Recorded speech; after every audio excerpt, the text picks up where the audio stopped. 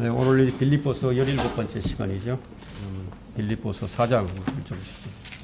지난주에는 1절부터 3절까지 했죠. 오늘은 이제 4절, 5절을 한번 보겠습니다. 4절, 5절 제가 읽겠습니다. 주 안에서 항상 기뻐하라. 내가 다시 말하노니 기뻐하라. 너희의 절제가 모든 사람에게 알려지게 하라. 주께서 가까우시니라. 주 안에서 항상 기뻐하라. 내가 다시 말하노니 기뻐하라. 데살로니가전서 5장 17절에서도 항상 기뻐하라. 또 이거 감사하는 것과 또 기뻐하는 것과 또 기도하는 것과 또 그리스도 예수 안에 있는 하나님의 뜻이 무엇인지 설명을 해주고 있죠. 그렇다면 이 명령을 기록하고 있는 바울은 고난 중에 있는데 감옥에 갇혀서 이 옥중서신을 쓰고 있는데 그가 기쁘지 않은데 기쁘다고 말할 수 있겠습니까? 기쁘지 않은데 기뻐하라고 우리들에게 편지를 쓸 수가 있겠습니까? 그렇다면 우리는 이제 이 기뻐하라는 이 말씀을 우리가 좀 더 깊이 숙고해 봐야 할 말씀이 이제 분명해집니다. 상황은, 형편은 기뻐해야 할 상황이 아니에요. 근데 기뻐하라는 것인데, 그럼 어떻게 그렇게 가능하겠는가 하는 거예요. 그렇다면 우리가 이 말씀을 고찰하기 전에 우리가 기억해야 할 사실은 하나님의 경륜에 따라서 새롭게 시작되는 교회에 성령을 주신 사건을 기준으로 삼아야 한다는 겁니다. 왜냐하면 우리는 이제 성령의 강림으로 교회가 시작된 사건을 떠나서는 우리가 신약 성경을 이해할 수가 없기 때문이에요. 사도행전을 보면 이제 성령님이 말씀하신다, 성령께서 말씀하신다, 성령께서 지시하신다, 그런 표현이 이제 많이 나오죠. 성령의 능력이 교회의 삶을 지배했다는 거예요. 성령의 능력이. 신약 서신서가 보여주는 것도 마찬가지예요. 서신서와 또 이 사도행전은 성령의 역사로 이루어지는 삶이 어떤 것인지를 우리에게 보여줍니다. 근데 갈라디아서 이제 5장 22절을 보게 되면은 신약의 성도들이 맺는 열매가 무엇이냐면 성령의 열매였습니다. 그러면 성령의 열매는 사랑과 기쁨과 또 화평과 오래 참음과 친절과 선함과 믿음과 온유와 절제라고 명확히 이제 밝히고 있죠. 그럼 서신서들이 묘사하는 이 성도의 삶의 이 모습이 바로 이것과 이제 연관이 지어져 있다는 겁니다. 그럼 지난 시간에 살펴보았던 이 빌립보서 4장 1절로부터 이 3절은 이 사랑을 강조하는 내용이었죠. 그럼 그 뒤를 이어서 4절에는 주 안에서 항상 기뻐하라. 주 안에서 항상 기뻐하라고 말을 하면서 기쁨을 얘기하는데 이것은 공교롭게도 성령의 열매의 순서에 따른 것을 이제 볼 수가 있습니다. 성령의 열매에 사용되는 첫 번째 나오는 것이 뭐죠? 사랑이죠. 첫 번째 사랑이 나옵니다. 그 다음에 기쁨이 나와요. 그럼 신약교회의 시작은 성령의 강림으로 시작이 되었는데, 그러면 성령으로 거듭난 성도들이 영적인 하나님의 나라에 들어와서 이 그리스도의 몸을 이룬 공동체예요. 즉 한 몸을 이루고 있습니다. 그러면 로마서 14장 17절에 보면 하나님의 나라의 특징이 나오죠. 하나님의 나라의 특징은 먹고 마시는 것이 아니라 다만 성령 안에서 의와 화평과 기쁨이라고 얘기를 합니다. 그럼 그리스도인의 삶에 대한 이 신약의 교리를 이해하려면요, 이 점을 기본적으로 우리가 알아야 됩니다. 기본적으로. 바울은 4절에서 이게 지금 성령의 열매를 지금 강조하고 있는 거예요. 주 안에서 항상 기뻐하라. 내가 다시 말하노니 기뻐하라. 기쁨이라는 것은 최초의 그리스도인들이 살았던 삶의 가장 큰 특징이었어요. 고난 중에서도 기뻐할 수 있었던 사람들이죠. 이 사도행전을 보면서 우리는 가장 힘들고 어려운 상황 속에서도 참으로 기뻐하라는 참으로 기뻐하는 이 신약 성도들의 놀라운 모습에 우리는 깊은 인상을 받게 됩니다. 그들은 그리스도를 위해서 감옥에 갇혔어요. 그리스도를 위해서 능욕을 받았습니다. 그런 일에도 감사를 했고 찬양을 했다고 말을 합니다. 그들은 환난 중에도 기뻐했어요. 그럼 사도행전의 이야기는 원수들의 반대가 있었죠. 이 세상의 이 반대 속에서도 여전히 기뻐하고 있었음을 우리에게 보여줍니다. 베드로는 그의 서신에서 이렇게 얘기를 합니다. 너희가 그를 보지 못하였으나 그를 사랑하며 지금도 그를 보지 못하고 있으나 그를 믿고 있으며 또 말할 수 없는 영광으로 가득 찬 기쁨으로 크게 즐거워하노니 이렇게 이제 말을 하고 있습니다. 그리스도인의 삶의 특징이 무엇입니까? 기쁨이에요. 기쁨. 그래서 빌립보서는 특히 이 기쁨을 큰 주제로 중심 주제로 이제 삼고 있습니다. 어떤 환경에서도 기뻐하는 법을 가르치려는 것이 이 바울의 실제적인 의도였어요. 그가 어떻게 해서 그리스도인의 기쁨을 빼앗아가기 쉬운 것들이 있거든요. 우리 그리스도인의 삶에 기쁨이 있어야 하는데 이것들을 뺏어가는 것들이 참 많이 있습니다. 그리고 여러 가지 이제 빼앗아가기 쉬운 이 문제들을 열거를 하면서 또 그것을 어떻게 해결했는지 우리가 지난 시간에도 이미 살펴보았습니다. 맨 처음 문제는 무엇이었어요? 바울에 대한 빌립보 교인들의 염려였습니다. 그 염려하지 말라고 하는데 하나님께서는 염려하지 말라고 하는데 그들의 염려를 하고 있었어요. 바울은 이제 1장에서 이 문제를 다루었죠. 또한 교회 내에 여러 가지 요인으로 인해서 이 교회 안에서 성도들 간에 불일치하는 이 문제도 그리스도인의 겸손과 성육신이라는 이 예를 통해서 해결했습니다. 그래서 너희 안에 이 생각을 품으라고 얘기를 하고 있죠. 너희 안에 이 생각을 품으라. 어떤 생각을 얘기합니까? 그 그리스도 예수 안에 있는 생각이다. 우리의 생각으로 문제를 풀려고 하지 말고 그리스도 예수 안에 있는 생각을 가지고 문제를 풀으라는 거죠.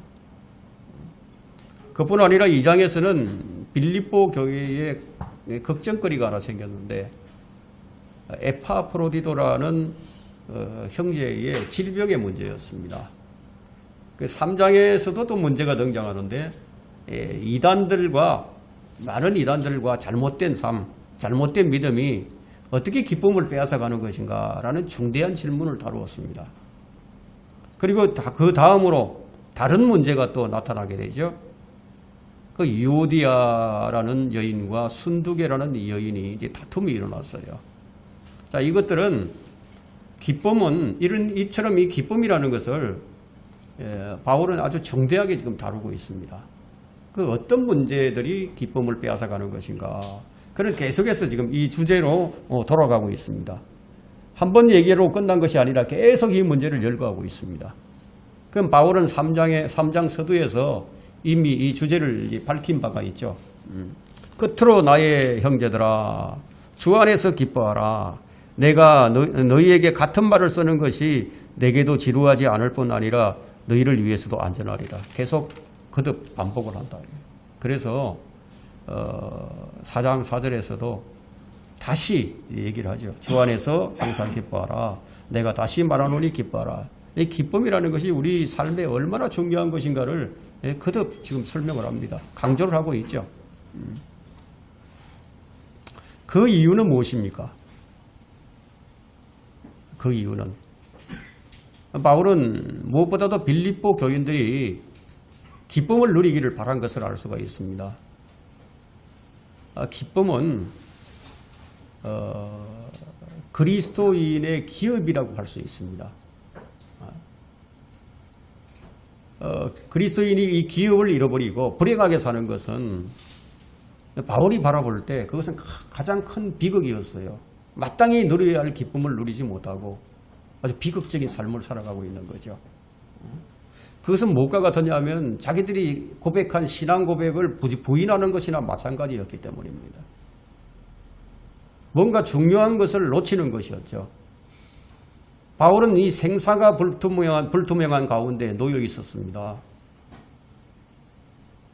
그 죽는 게 사는 것보다 더 나은 상황에 빠져 있었어요. 그런 와중에 그가 한 말이었습니다. 그의 관심사는 언제나 너희가 바로 서는 것이었다. 너희가 바로 서는 것이다. 주께서 주시는 기쁨을 너희가 빼앗기지 않는 것이었다. 이걸 강조를 합니다. 그럼 여러분은 이러한 기쁨이 여러분의 삶 가운데서 나타나고 있습니까? 이건 중대한 문제입니다. 실제로 이 기쁨을 누리고 있는 것인가 하는 거죠.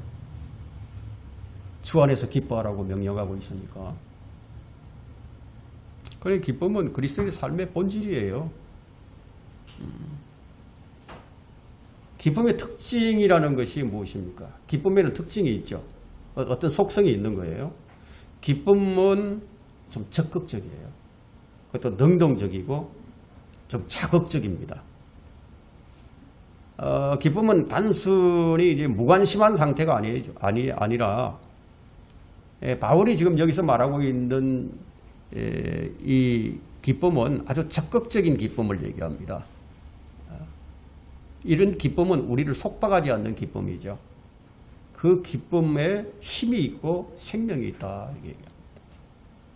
그럼 그리스도인의 기쁨은 그 어디에서 오는 것입니까? 하나님의 영에 의해서 오는 거예요. 하나님 주시는 거예요. 그래서 기쁨의 특징은 이것은 아주 우리 세상이 말하고 있는 그런 기쁨이 아니라 좀 특정한 그런 기쁨이다. 이렇게 얘기할 수가 있죠. 그래서 주 안에서 기뻐하라. 이거 주 안에 있는 기쁨이에요. 단순히 어떤 감정이나 어떤 심리적으로 기뻐하라는 그런 얘기가 아닙니다.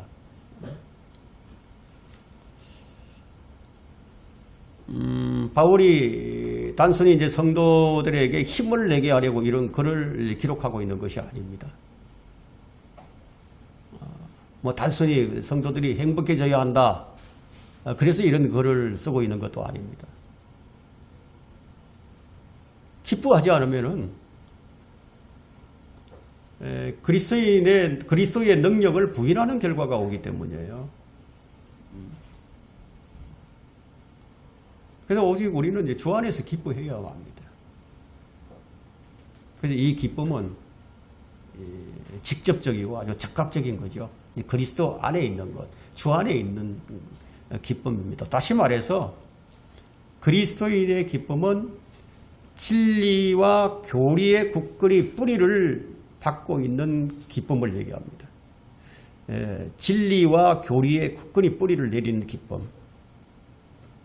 그러므로 그리스도에 대한 교리에 기초하지 않는 기쁨은 그것은 진정한 기쁨이라고 얘기할 수가 없는 거죠.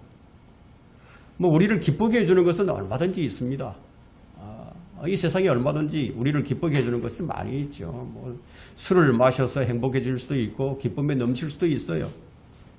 그러나 그런 것들은 주님께서 주시는 기쁨과는 아무런 상관이 없죠. 바울이 지금 여기서 말하는 기쁨은 일반적인 기쁨이 아니라 아주 특정한 기쁨. 바울이 단순히 이제 우리가 행복한지 아닌지에 그런 것에 관심을 두지는 않습니다. 오직 그의 관심이 무엇입니까? 그리스도인이 마땅히 주 안에서 누려야 할 기쁨이라는 거죠. 마땅히 누려야 한다. 지금까지 이제 간략하게 기쁨의 특징이 무엇인지 살펴보았는데요. 이제 기쁨의 장애물에 관해서 좀 살펴보겠습니다. 우리가 이런 기쁨을 누리는 데 있어서 장애물들이 있어요. 이 짧은 한 시간으로 뭐 다 다룰 수는 없는 것이 분명하지만 이 본문이 지금 말하고 있는 이 장애물들만 골라서 좀 살펴보도록 하겠습니다. 가장 먼저 이 기쁨 자체가 작동하지 못하도록 막는 이 장애물이 있는데 이 기쁨을 얻는 방법을 차단하는 장애물이에요. 어떤 사람들은 아예 처음부터 어떤 지적인 난관에 봉착을 하게 됩니다. 그러니까 사도가 주 안에서 기뻐하라고 이렇게 명령한다는 이 사실에 걸려서 넘어지는 거죠. 그것은 갈라디아서 5장 22절에서 성령의 열매라고 해놓고, 성령의 열매라고 해놓고, 나더러 기뻐하라고 하니까, 지적으로 이해가 안 돼요. 이성적으로. 그럼 내가 기뻐하는 것이라면, 그것이 성령의 열매라고 할 수 있겠는가? 이런 의문이 생기는 거예요. 이것은 우리가 일반적으로 갖는 논리예요. 그리스도인의 삶에는 두 가지 유형이 있습니다. 즉 능동적인 삶과 이 수동적인 삶이에요. 이 둘 사이에서의 일어나는 이 충돌은 초기 교회부터 있어 왔습니다. 계속해서. 그래서 그리스도인의 삶은 항상 행동과 연결되는 삶이어야 한다는 거예요. 행동과 연결되는 삶이어야 한다고 믿는 이들과 또 신비하고 금욕적인 관상의 삶이라야 한다고 믿는 이들 간의 대입이 처음부터 계속 있어 왔었다는 거예요. 그런데 우리가 성경을 좀 자세히 살펴보게 되면 이 두 가지가 전혀 이제 모순되지 않는다는 사실을 알게 됩니다. 왜냐하면 갈라디아서 5장의 성령의 열매를 말하기 전에 한번 보세요. 갈라디아서 5장 16절 한번 보세요.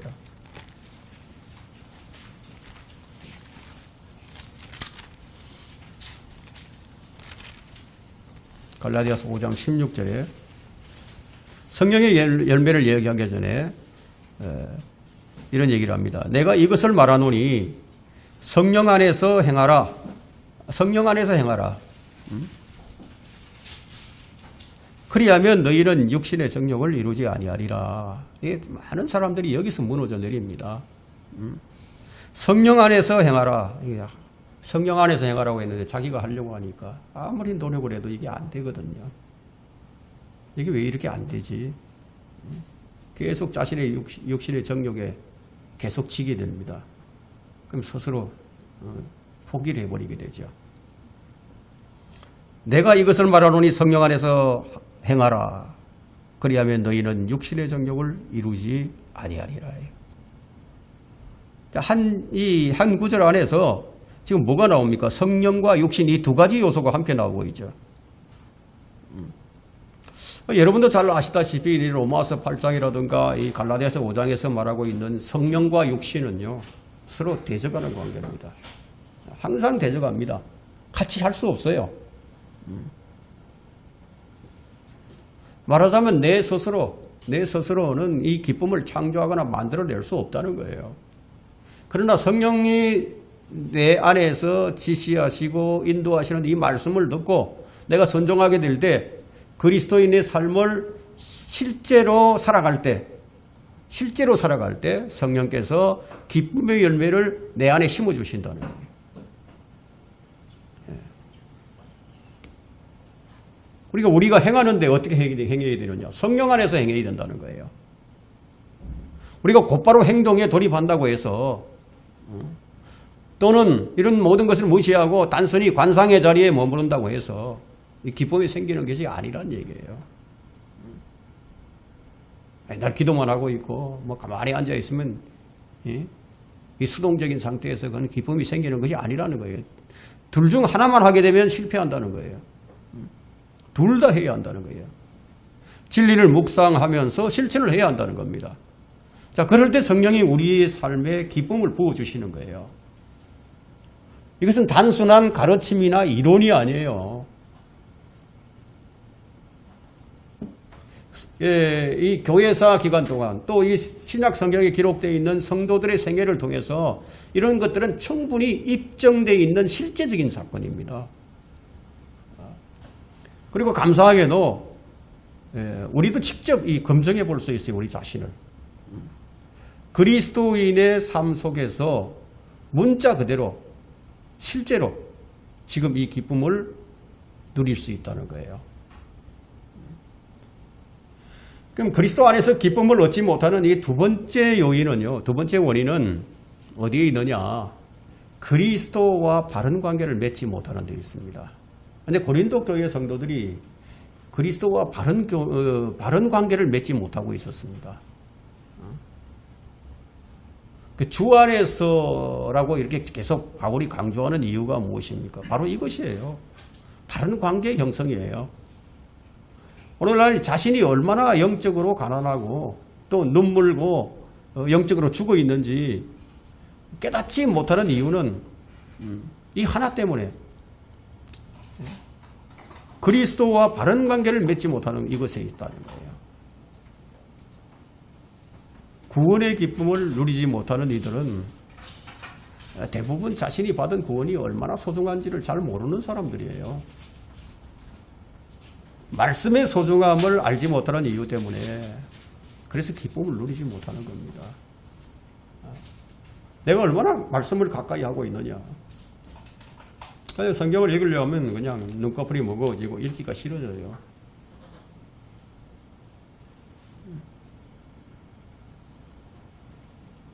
그러니까 자연적으로 기쁨을 누릴 수가 없게 되는 거죠.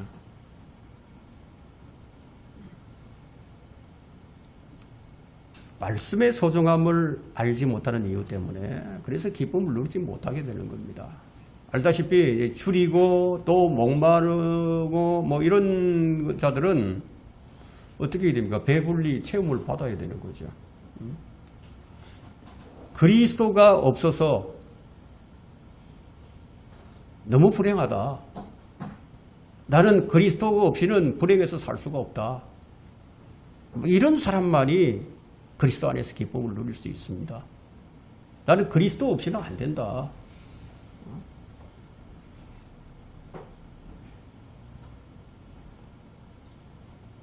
그것이 키포인트 같아요.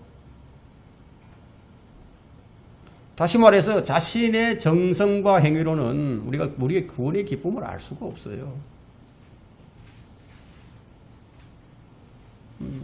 제가 이제 거리에서 또 설교하고 이러면서 많은 사람들을 만나죠. 나이가 많이 먹은 사람인데 참 뭐 모태신앙이라고 이렇게 얘기하는 사람들이 참 많아요. 자기는 평생을 교회를 다녔는데 장로교를 다니고 감로교를 다니고 성결교를 다니고 뭐 오순절 교회를 다니고 침대교회를 다니고 더군다나 뭐 신천지로 갔다가 대순진리회로 갔다가 뭐 평생을 하나님을 믿는다고 믿는데 그게 너무너무 불행하다는 거예요. 기쁨이 없다는 거예요. 왜 그렇게 불행하게 살까요? 실제로 교회 안에 교회 생활하는 사람들이 기쁨을 누리지 못하고 사는 사람들이 얼마나 많은지 모른다는 거예요. 근데 그런 사람은 자기 힘으로 사는 사람들이에요. 성령 안에서 살라고 했는데 성령 안에서 사는 것이 아니라 자기 힘으로 사는 거예요. 자기 힘으로 그리스도의 삶을 살 수 있다고 생각을 하면서 하나님과 바른 관계를 맺으려고 평생을 허비한 것이라는 겁니다. 기쁨을 얻기 위해서, 행복을 얻기 위해서 신앙생활을 했지만 점점 더 불행해지더라는 거예요. 그럼 그가 몰랐던 것이 무엇입니까? 주 안에서 기쁨을 얻으려고 하면은요, 여러분 빈손 들고 나와야 됩니다. 자신이 아무 소망이 없는 비참한 죄인임을 깨달아야 하는 거죠. 자기가 사람들은 참 이상해요. 아무것도 가진 것도 없고 정말 비루하고 또 배운 것도 없고 그런 사람인데도요, 자기가 뭔가 할 수 있다고 생각을 합니다. 자기가 스스로 할 수 있다는 것이 아무것도 없다는 것을 깨닫고 주님께 나와야 된다는 거예요. 그러면 주님의 기쁨이 무엇인지를 알게 됩니다. 그 전까지는 안 돼요. 자, 이것을 달리 표현하면은 주님께 자신을 온전히 맡기지 못하기 때문이다. 자, 이 두 가지가 반드시 있어야만 우리가 기쁨을 누릴 수가 있습니다. 성경이 절망과 이 재앙 가운데 있는 우리의 실상을 보여주게 될 때 바울처럼 자신의 죄를 깨닫고요, 한없이 비참해지는 것을 경험하게 됩니다. 그것이 로마서 7장에 기록이 되어 있죠. 나는 비참한 사람이로다. 그런 경험해야 된다는 거예요. 교회 역사에서도 풍성한 증거들을 우리가 찾아볼 수가 있습니다. 자신의 본래 모습, 이 어떠했는지에 대해서 고백했던 사람들이 그리스도 예수 안에서 가장 큰 기쁨을 맛보았던 사람들입니다. 요한 웨슬리 같은 사람들 한번 보세요. 그런 사람들, 존 버년, 존 뉴턴 뭐 이런 사람들은 주의 은혜가 크다. 주의 은혜가 내게 너무 크다라고 소리를 쳤습니다. 반면에 자신이 악한 죄인임을 인정하지 않는 사람들은 누구도 그리스도의 풍성함을 맛보지를 못했습니다. 이 부분부터 우리가 바로잡아야 됩니다. 나는 비참한 사람이로다. 우리가 이것을 절감해야 됩니다. 이것은 그리스도와의 바른 관계에서 이제 깨닫게 되는 거예요. 내가 그리스도와의 관계가 참 돈독해지고 정말 깊어지게 되면요, 이걸 절감하는 거예요. 그렇지 않으면 주님 주시는 기쁨이 무엇인지, 평안이 무엇인지, 사랑이 무엇인지 아무것도 맛보지 못합니다. 기쁨은 우리가 얻어야 할 뿐만 아니라 또 기쁨은 우리가 또 지켜야 됩니다. 하나님께서 주신 것인데 내가 지켜야죠. 그죠? 그래서 교회 안에서 다툼이 있었던 이 요디아와 순두계 이 두 여인은 처음에는 기뻐했었죠. 그런데 문제가 생기니까, 불화가 생기니까 이제 기쁨을 잃어버렸다. 이 두 여인은 교회 안에서 바른 관계를 맺지 못했습니다. 바울이 고린도후서 7장 1절에서 육과 영의 모든 더러움에서 우리 자신을 깨끗게 하자라는 말을 한 적이 있죠. 그럼 우리가 육과 영에서 우리 자신을 깨끗하게 지키지 못하게 되면 우리 기쁨을 누릴 수가 없게 되는 거예요. 올바른 믿음의 실행이 있어야 하고요. 바른 길로 행하면서 살아가야 됩니다.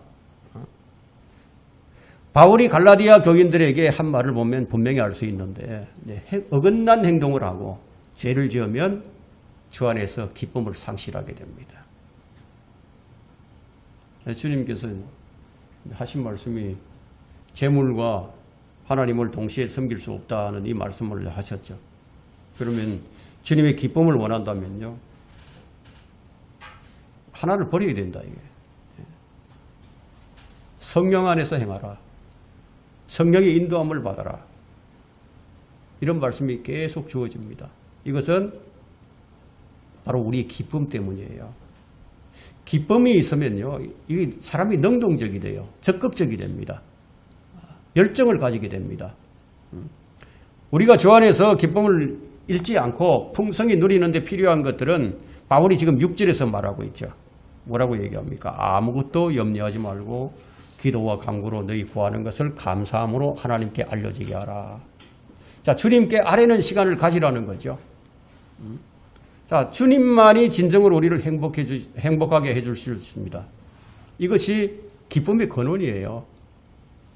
자, 우리는 그리스도인의 삶에 얼마나 사실 이제 무지한지 몰라요. 그래서 다른 것들을 많이 의지하게 되죠. 다른 사람을 따라가고 다른 필요들을 쫓아갑니다. 그러나 그리스도인의 삶의 비결은 주님과 교제하는 시간을 갖는 것이야말로 정말 얼마나 소중한지 몰라요. 우리는 이 만남이 끊어지지 않게 해야 됩니다.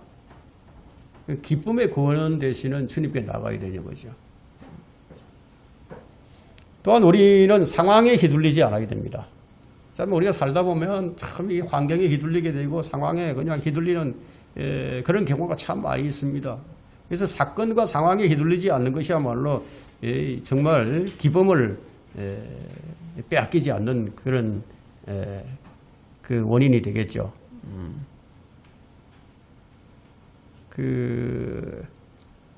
이제 참 많은 일들이 우리 주님과 우리 사이를 이제 비집고 들어와서 주 안에서의 이제 기쁨을 이제 빼앗아 갑니다.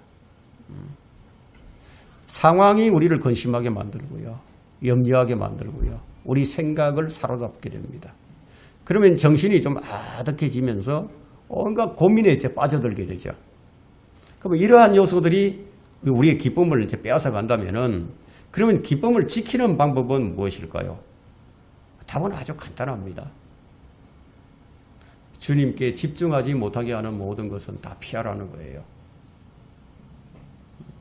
내가 주님께 집중을 해야 되는데 뭔가 자꾸 다른 생각을 한다 이게. 다른 일에 빠져든단 말이에요. 그걸 피하라는 거죠. 주님을 생각을 하고 주님이 어떤 분이시며 주님이 무슨 일을 하셨는지 주님이 어떤 생각을 하고 계시는지 그분의 죽음과 그분의 부활과 그분의 성령을 보내신 일들을 우리가 묵상을 하는 거예요. 그런 일들을 생각하는 거예요.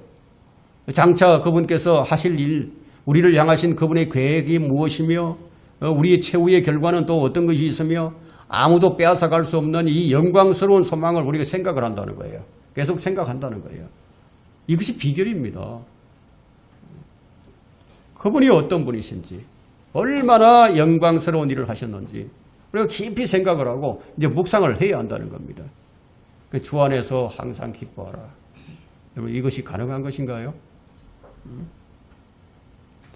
가능하지 않다면 왜 바울이 이런 말을 기록했겠습니까? 가능하니까 기록을 했죠.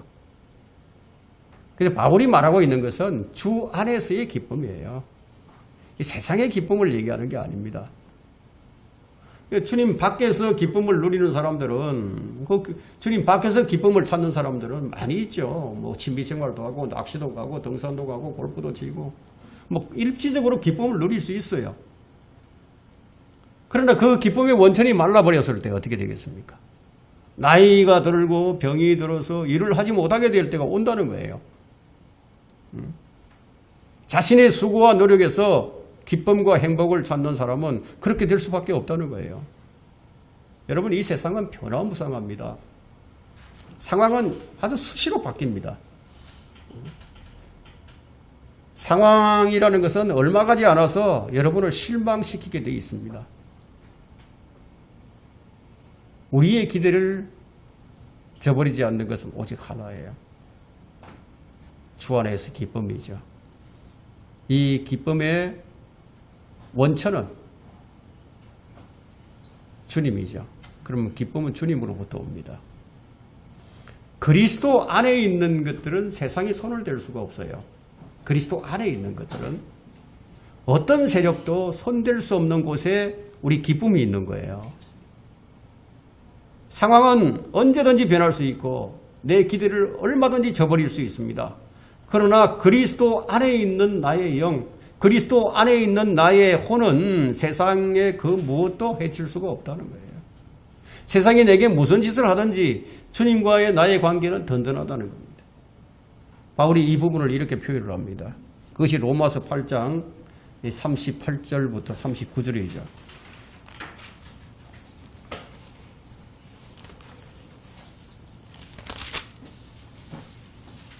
내가 확신하노니 사망이나 생명이나 천사들이나 정사들이나 권세들이나 현재의 일들이나 다가올 일들이나 높음이나 깊음이나 어떤 다른 피조물이라도 우리를 그리스도 예수 우리 주 안에 있는 하나님의 사랑에서 떼어놓을 수가 없다. 하나님의 사랑은 예수 그리스도 안에 있습니다. 밖에서는 생각할 수 없어요. 그리스도인들이 고난 중에서 기뻐할 수 있었던 이유는 바로 이것 때문이었습니다. 감옥 안에서도 매질을 당해도 가진 것을 전부 다 빼앗겨도 그리스도 안에 있는 나의 영과 혼은 안전하다는 겁니다. 왜냐하면 그것은 상황과 환경에 영향을 받지 않는 곳에 있기 때문에 그곳이 바로 성령 아니라 주 안이다. 그렇다면 넘어지거나 죄를 지었을 때도 우리가 기뻐할 수 있는 것인가? 여러분 기뻐할 수 있습니다. 그리스도인이 죄에 빠지게 되면요. 성령께서 슬퍼하는 것은 분명하지만 우리가 회복할 수 있는 길을 마련해 놓으셨어요. 성령의 인도함을 받는 자가 분명하다면 그 자리에 주저앉아 있는 것이 아니라 다시 일어서서 그리스도께로 돌아옵니다. 여전히 나를 씻어주시는 그리스도의 보혈로 되돌아옵니다. 성령의 인도함을 받아서 자신의 죄를 자백하게 됩니다. 우리가 우리의 죄들을 자백하면 그는 신실하시고 어려우셔서 우리의 죄들을 용서하시며 모든 불의에서 우리를 깨끗하게 하시느니라. 이 말씀대로 우리가 자신을 자백해야 되겠죠. 그럼 깨끗하게 씻어주신 것을 우리가 알고 다시 우리가 기뻐할 수 있는 거예요. 여기 사람들이 성령을 따라 사는 것이 아니라 자기 육신의 정욕을 따라서 무엇이든지 하기 때문에 믿음을 갖는 것도 모두 다 성령 안이 아니라 성령 밖에서 그렇게 하고 있으니까 이런 것들을 경험을 하지 못해요.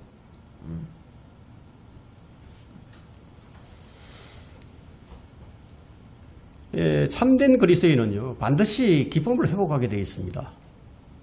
예, 정말 자신의 잘못을 깨닫고 회개하고 주님께로 돌아올 때 주님은 그의 잘못을 용서해 주시고 또 회복시켜 주시죠. 그럴 때 그 사람은 주님의 사랑과 자비와 또 은혜가 내가 생각했던 것보다도 훨씬 더 크다는 사실을 발견하게 됩니다. 비록 죄를 짓더라도요, 비록 내가 실패했더라도요, 변함없이 우리는 기뻐할 수가 있는 거예요. 우리는 주 안에서 기뻐해야 합니다.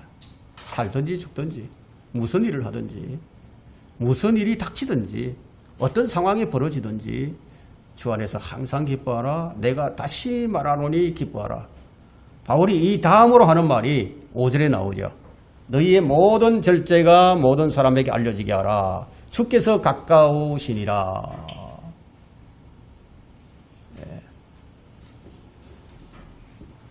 네. 우리말 사전에는 이 절제가 정도가 넘지 않도록 알맞게 조절하여 제한한다라는 뜻이 있습니다.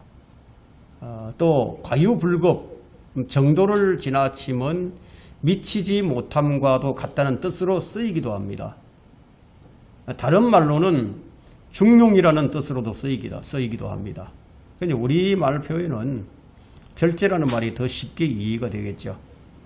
근데 어떤 번역본에는 이제 중용이 모든 사람에게 알려지게 하라고 번역한 성경도 있는데, 중용이라는 단어가 갖는 뜻이 절제와 같은 뜻이지만 대중들은 중용이라는 단어의 뜻을 쉽게 이해하지 못하게 됩니다.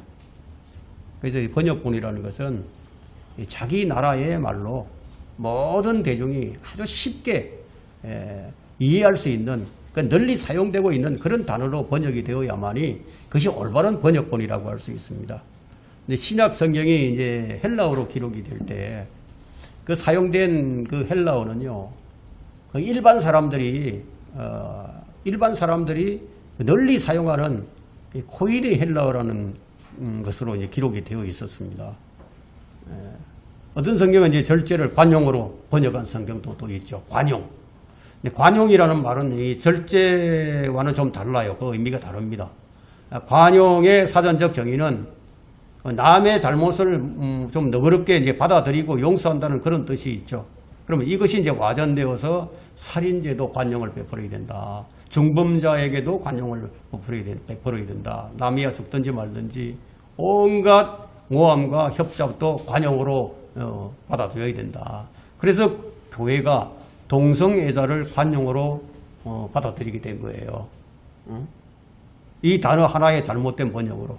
너희 절제가 모든 사람에게 알려지게 하라. 바울은 교회 안에서 모든 일을 품위 있게 하라고, 질서 있게 하라고 명령한 바가 있습니다. 도를 좀 지나치는 행동이나 말을 좀 삼가라는 거죠. 그 무슨 일이든 무슨 말이든 여러분 좀 정도가 지나치게 되면요, 공감해야 할 상황을 그냥 놓쳐버리게 됩니다. 그래서 이는 모든 일에 있어서 의롭고 거룩하며 품위 있고 질서 있게, 이 절제에는 자신과 자신의 마음을 통제한다는 그런 의미도 담겨 있습니다. 절제란 무엇입니까? 옳은 것과 그런 것을 구분할 줄 아는 능력이고요. 중요한 것은 굳게 지키되 그렇지 않은 것은 합리적으로 처리할 줄 아는 능력인 거예요. 때로는 필요하다면 교회와 다른 이들을 위해서 무엇보다도 주님을 위해서 마땅히 누릴 권리를 포기하는 거예요.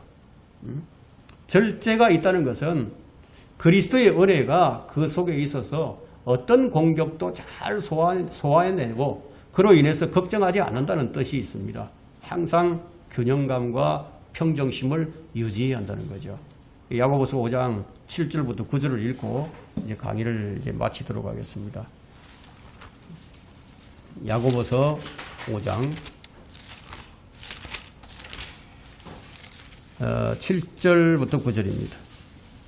그러므로 형제들아 주께서 오실 때까지 인내하라. 보라 농부가 땅에서 나는 귀한 열매를 바라고 이른 비와 늦은 비를 받을 때까지 오래 참나니 너희도 인내하며 마음을 경고케 하라. 주의 오심이 가까움이라. 형제들아 정죄받지 않으려거든 서로 원망하지 말라.